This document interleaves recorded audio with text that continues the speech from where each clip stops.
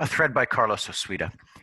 Let's talk about a suicide. I didn't know of Byron Reckful Bernstein, but I know about serious mental illness. From FoxNews.com, Twitch streamer Byron Reckful Bernstein, dead at 31. Here's his last tweet.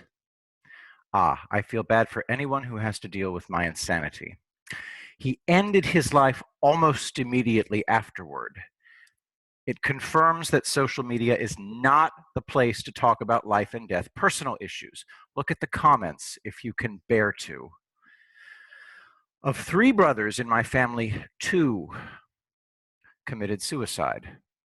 Of 3 brothers in the family, 2 committed suicide. Now, I've completely changed my mind about discussing mental illness.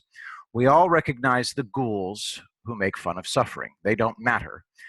The people who matter are the ghouls who encourage the mentally ill to openly discuss their mental illness.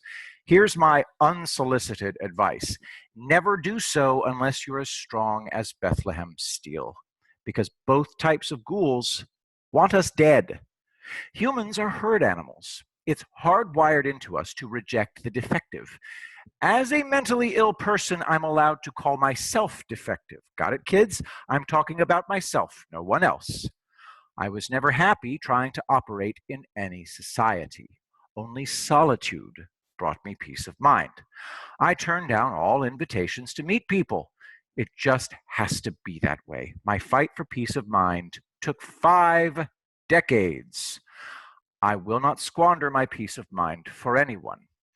I knew from the beginning that I was defective, but I didn't know the extent of it until I accepted that every single relationship I've ever had, except for 2, were toxic and self-destructive. Only my friends Steve and Nick were real friends. Lookalikes, not the real men.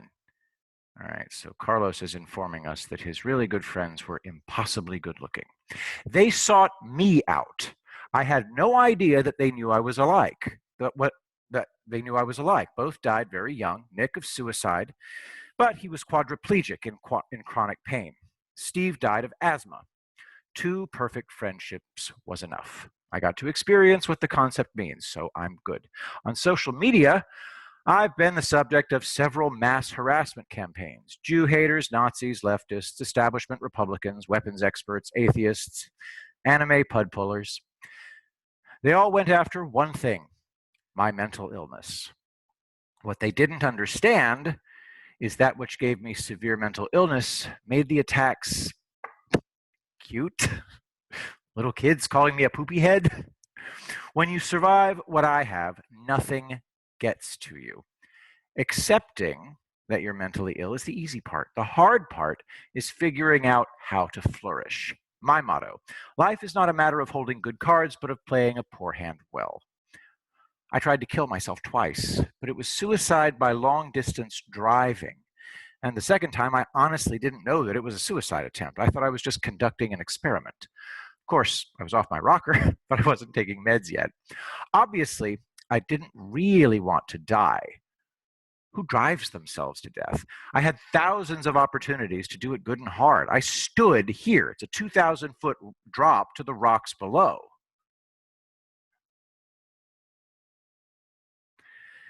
You know what I was thinking? I've never seen anything so heavenly in my life. It was pure magic, surreal. Before I bought firearms, my father had firearms. I never once thought of using my father's shotgun to end everything. 2 different psychiatrists and a hospice chaplain said I was the strongest person they'd ever met. I had no idea what they meant. Now I understand. It's because I always believed that there was a chance that everything could get better.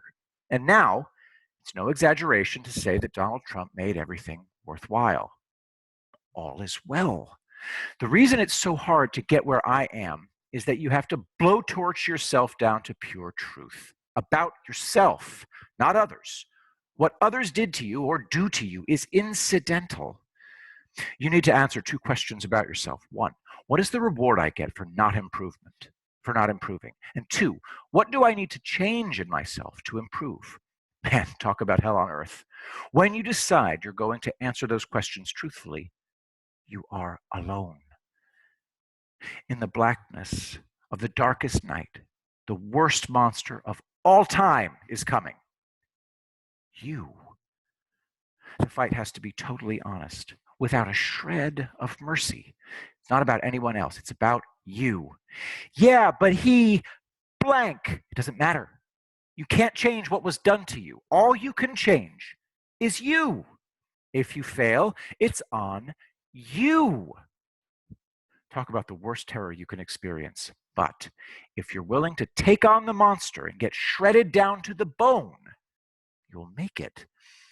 The final step is that you have to live on your terms and yours alone. If that means total solitude, so be it. You can still enjoy life a lot. What would I say to those who decide that they have to hasten their meeting with the Almighty? Don't do it until you have at least tried to fight that final existential battle for your survival. It sucks. It's a nightmare, but it works. You come out a different person. Your pain ends, and you enter a state of pure acceptance. No bitterness, no resentment, peace of mind. You can get there.